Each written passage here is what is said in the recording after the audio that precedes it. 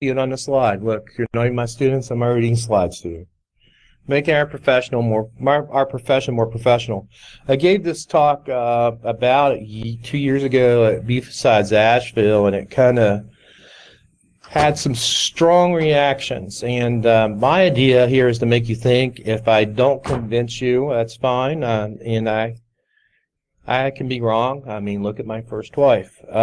So everything I say here is not the express opinions of Marshall University, and they may not be mine after this talk's over. Network Scout's a project that we did as an undergraduate concept. We came up with the idea, me and Justin Brown, who was working up in the Hackers for Charity booth, and we had 2 students who actually worked on it. So it's on GitHub. Check it out, Network Scout. And we have the device upstairs in our booth. Marshall University is a sponsor this year. Listen to my podcast, and then I'll have 6 people listening to the podcast. Rebootitpodcast.com. We've had some interesting guests over the last year and a half or so. We've talked to Sabu, we've talked to Weave, and we've actually had students on as guests, but we do it for fun. So the hacker ethic. The hacker ethic is all information must be free. Mistrust of authority. Hackers should be judged by their hacking, not bogus criteria such as degrees. You can create art and beauty on a computer, which is true, and computers can definitely change life for the better. The one that we probably need to look at here specifically is that bogus degrees. You know, most people became a hacker because they followed another hacker around in the 1990s. That's how I learned. I have degrees in political science and journalism. Now I teach in digital forensics and information assurance. So the first question we're going to ask, what's a profession? So a profession is defined as something that involves prolonged training and formal qualification. And there's a lot of questions about, you know, is what we do a profession, or is it a job or a skill? Are we different than welders and plumbers? I think that we would like to think that we're more like doctors and lawyers. So we're going to talk about some of those ways and frameworks to make us more like doctors and lawyers. And there's nothing wrong with plumbers and welders, but we think probably have a broader view on life than they do. They have one job, they do it very well, but being a hacker is much more involved. So education versus training. Training is teaching someone to do a specific job, right? We call it vocational training, generally. If you're going to be an electrician, you become an electrician's apprentice, and you follow around an electrician, and they teach you the skills of the trade. We're a very young industry. We're basically the personal computer is 30 years old. I went to college before there were computers, which is amazing because I don't know how we ever communicated or knew where each other was. And it's not like you had in 1985 you could make a Facebook event for your kegger. You couldn't use this thing called a cell phone, because if you had a cell phone, you were extremely rich or extremely pretentious in 1985. So we didn't have the internet until 1995 on a long scale, and I've got students who are old as the internet at this point. But generally, if you look at it professionally, we are a very young profession. We didn't have the first DEF CON until 1993, first ShmooCon in 2005, and this first DerbyCon was in 2011. Was anyone here for the first DerbyCon?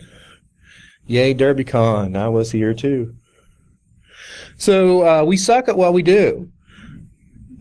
Breaches get bigger. We lose more and more data every year. We must find a way forward. By the way, I have some attribution dice upstairs on the Hackers for Charity auction. I don't do attribution, so if you're in the attribution game and need to roll the dice, I think they're loaded for Russia at the moment. They were loaded for China, but please go check out the Hackers for Charity auction. So education is a formal process. So how many people have college degrees? Okay, that's cool. actually I forgot you graduated and you came back for the information assurance certificate. Cool. So, yeah, generally we think that education's worth it in our society. But, how many people started out in the hacker culture by basically going, does anyone remember Millworm? Used to hang out on Millworm. I used to hang out. There's this site called Slashdot. Does anyone go there anymore? No. Internet Relay Chat. Still going Internet Relay Chat. So there's still a lot of stuff going on. And, once again, if you wanted to be a lawyer in the 19th century, that's how you became a lawyer. You didn't go to Millworm and IRC, but you went to the equivalent, which was you apprentice with another lawyer for a specific period of time, and then, like Abraham Lincoln, you read a bunch of books by the fireplace, and boom, you were a lawyer. That's sort of where information security has come from in the past. Johnny Cochran and the rest of the people wearing suits and arguing big cases nowadays have gone to law school, and they have to take continuing education. That's true of many different professions, including doctors, lawyers, etc. So what's the path to becoming an information security professional? You have self-learning, training, offensive security certified professional. So I love the offensive security stuff. And then there's education. And all these are just as legitimate. But I think we're moving beyond the days of self-learning and training and more toward education. And in the interest of full disclosure, I do teach digital forensics and information assurance at Marshall University. But I think that what we have is changing paradigm. I hate to use the word paradigm, right? So bad as the word cyber. Maybe we should call it the cyber paradigm. And I am trademarking that, by the way. Don't you people steal that. Cyber paradigm should be the name of this talk. So, we're beyond dropping O days on stage. As Chris Nickerson says, you can stand up here and tell Oracle to eat me. But the question becomes, is that helpful? In the long run, is it helpful? So what framework do we have for penetration testing?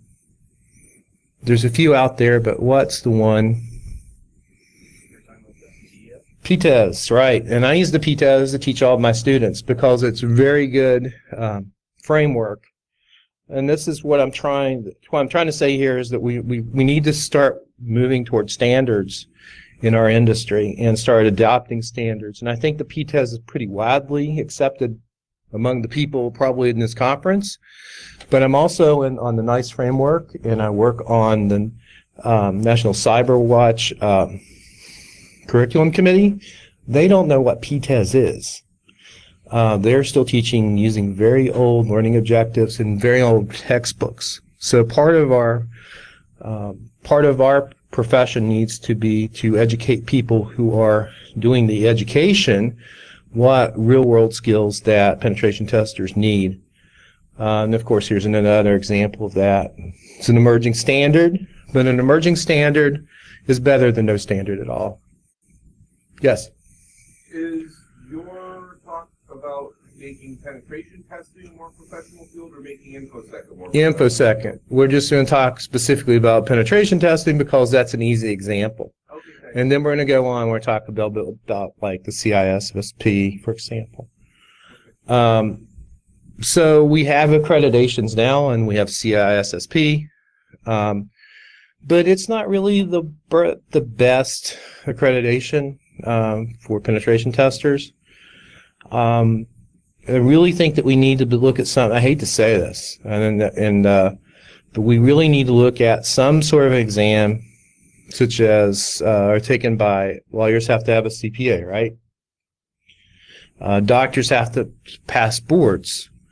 So as well as having education and being a well-rounded individual, you have. I believe that we need to move toward a standardization of accreditation. Do you have your CISSP? No. I'm an OSCP, and I'm a Security Plus. Okay. So that means that I can stand up here and put it down. just ask. Yeah, no, I don't have it. I know of it. I've studied for it. I've never taken it because I got a job as a college professor, and it really does no good at this point. So, Wim and Dave are good friends of mine, and I'm always poking at them. I think they're working to make it better at ISC Squares. But I don't know that it's perfect. And that's all I'm saying. Nothing's perfect at this point. And I'm trying to get everyone to think. I don't have all the answers, or I would be out selling this solution on street corner. But I'm just raising the question. And part of this is I'd like to hear your feedback on what you think we could do to make our profession not a trade, but a profession, and be held in high esteem because we are well-trained professionals. And do you all feel like you're that way now? Yes, sir.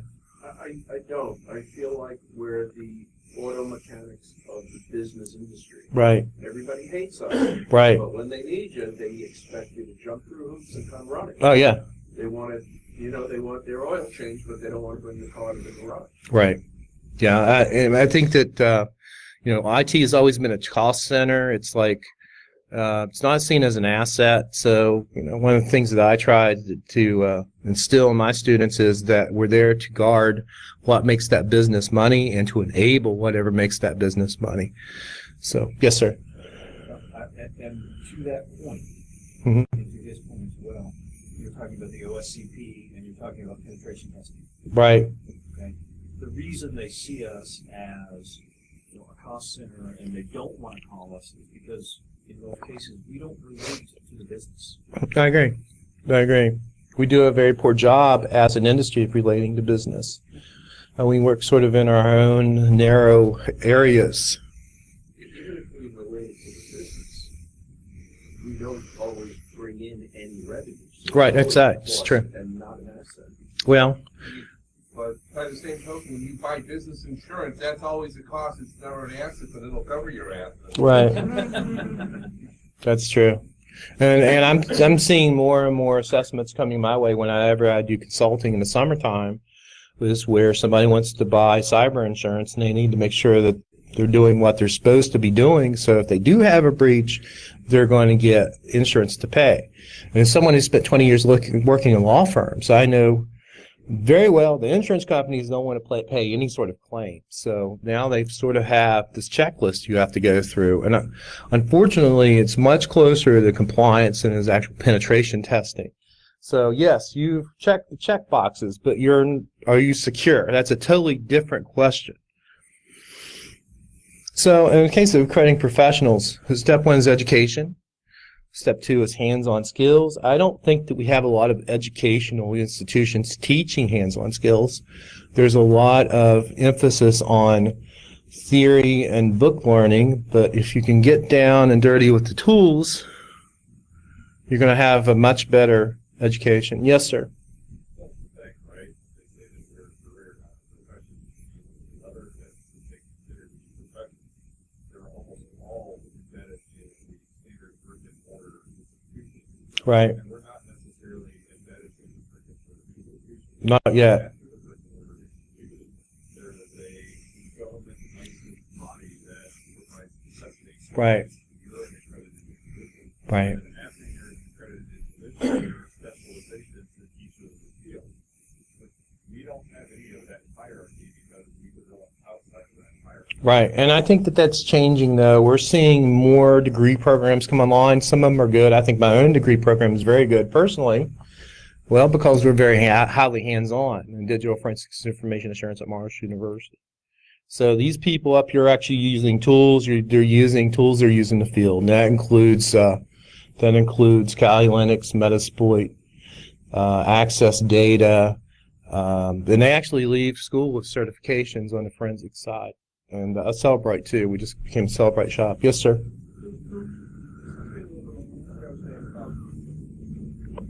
A lot of business things about the honor of IT. Yeah. So if IT got into the accreditation professional, we would change. I understand what you're saying. And I think we both need to. But how are you going to get where you want to stay with that? I think that a lot. That are accurate. Well, I mean, in the case of education, you know, four-year education, well-rounded, they'll make sure that they're educated in those sorts of things hands-on as well.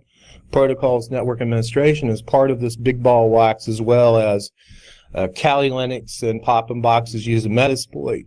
So the idea is to give them a very broad education. That's the reason I'm arguing for education over training. It's not just that, it's being able to speak in public, it's being able to speak to management as well as to write well. And I think you get that through a four-year education process more than you do through training, per se.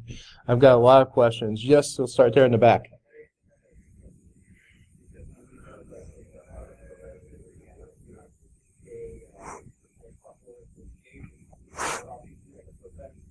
Right.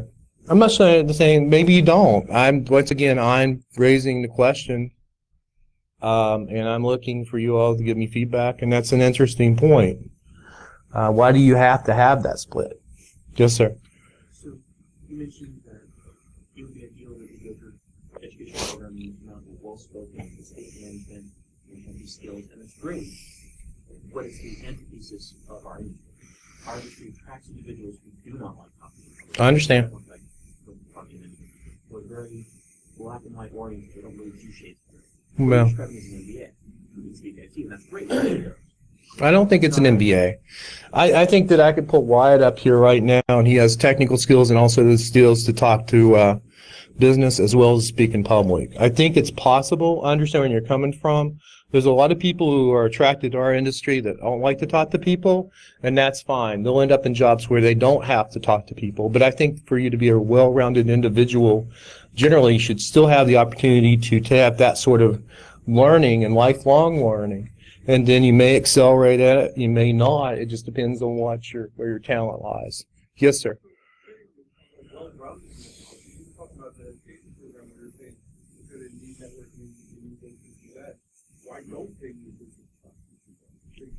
Well, they do. I mean, that's part of it too. It's business classes. You know, in our case, and I'm just looking at our own model, they take an MIS class where they're introduced to business concepts. They take a management class. Do you take a finance class as well? Not finance. But we take a management class because a lot of people will become managers basically at some point in time. So they have to understand all that as well. And, you know, there's a lot of, I mean, as broad as it can be, I think the better it is, personally. I have 2 degrees in liberal arts, which is basically, and everyone here is probably from a STEM program, and Adrian and I is always on Twitter. Adrian's like, oh, everyone should go into STEM. Well, not everyone can go into STEM. And not everyone who is good at computers are good at math. It's a big tent, basically, for our industry. And I think that being exclusionary is problematic. I think more well-rounded, and the bigger the tent is, the better we are as an industry and as a profession. Yes, sir. I guarantee you, besides you, that there are other people in the room who know more about technology than I happen to. But I'm a serious technologist. I'm CISSP, and I'm thinking of going back and getting a business degree, because if I want to sell to the business, I have to be able to talk to the business in the business's language. And so I think that there's places for people who eat bits and bytes. I think there's places for people who are team leads, those people who can. I agree. And then there's also places for people who even work in the insurance companies that will say, I'm going to evaluate the risks so we don't lose our ass when the actuarial. Right, you're exactly right. And I think there's places for all of us. And it's part of this is lifelong learning as well. We just can't get a degree and stop. We're lifelong learners. We're knowledge workers, which means that we need to continue to grow and evolve with the industry. Yes, sir. Huh? I can't hear you. I'm sorry. Okay. Right. Right. Right. Yeah, I agree. I think that's great. And Marshall, what we've done is we've rolled our program into, it's called the School of Forensics. So it's DNA, trace forensics, criminal justice, and digital forensics at both the graduate and undergraduate levels. Yes, sir. We're behind you, and I'll take you.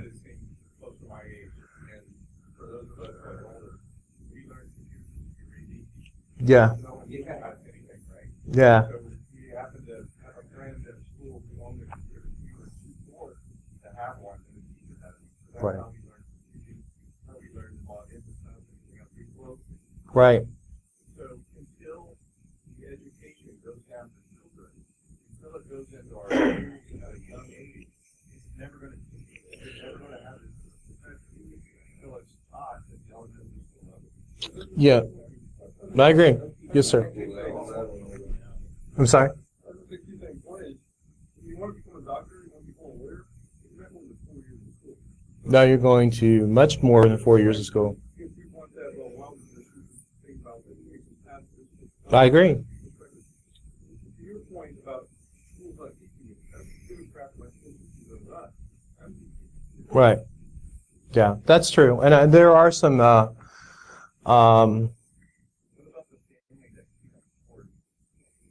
well, that's what I was going to say. That there are some grants out there. In fact, we're applying for one. I can't remember what it's called. I think it's called Cyber Gym, where we're basically going to bring in kids and young middle school girls, teach them Python. We'd like to give them something. We're talking about giving them Raspberry Pis and actually letting them build a Raspberry Pi laptop and go all the way through that. So that's what we're working on. Even if we don't get the grant, we're going to do it because money would be good to have. If we can't get the money, we'll partner with, we've got a Marshall University Hackers for Charity group. We can raise some money to do that as a local outreach. And the other thing we want to do is make it free. Now, if we teach a summer camp, we've got to charge a little bit of money for overhead.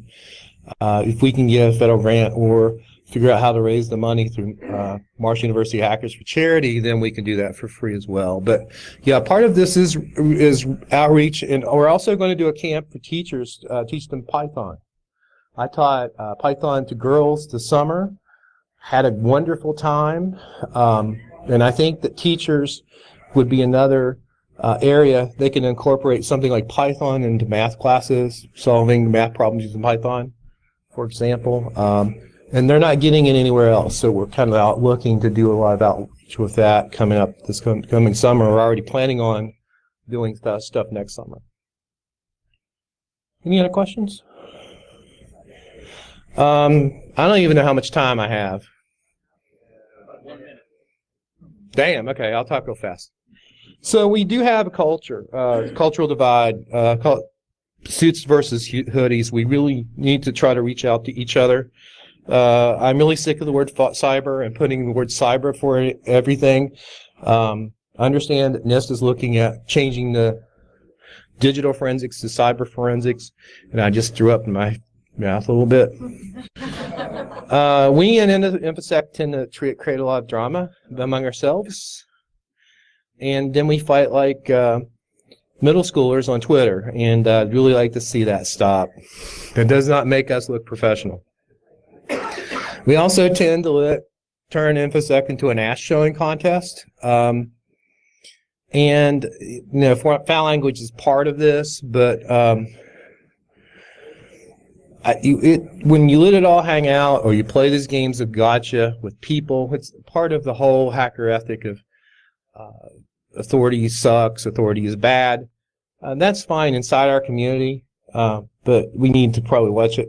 If you're not going to gain the trust of stakeholders by calling each other, you know, new fags, old fags, can't try force, all that sort of thing, and that's an exaggeration, of course, but communication is key, and what's part of conferences communicating, and I thank you all for coming today. How much time do I have now? Negative 1 minute. See, my lectures never go this fast. I'm like, So this is a new topic, but no, it's not. like LAPSA and Usenix and other professional organizations have been having dialogues about this for a long time. Right. I think most people seeking this out are trying to solve the problem. Are trying to use it to solve a problem, and the problem is perception. They often want to be thought of as professional. Right. I don't think a governing body Mm-hmm. is necessary for that. It might not be. IT is not a cost center. And people who continue to have that mentality and stuck in jobs like that are working for crap companies and crap industries. I agree. And they don't have to. That's true. So the short story is I disagree. Okay. I see why you want that. Well, I mean, the question to me is that this is something I've observed. I don't know all the answers. You're absolutely right. There's been a lot of different organizations out there. I think really what I want you to take away from this is that if somebody goes to a university and gets a well-rounded education, not to discount them as being good hackers. And I think that that's something we have in the industry that's changing. We're seeing more and more degree programs coming online, and I think that I'm just having conversation. I don't know all the answers. With that question, being conscious that the next speaker is going to be coming up. You got other questions? Go outside. Yeah, you'll probably be willing to hang out there. Yeah. Thank you, guys. Buy you a drink or something like Well, that'd be great because I need some water. that. Thank you. Thank you.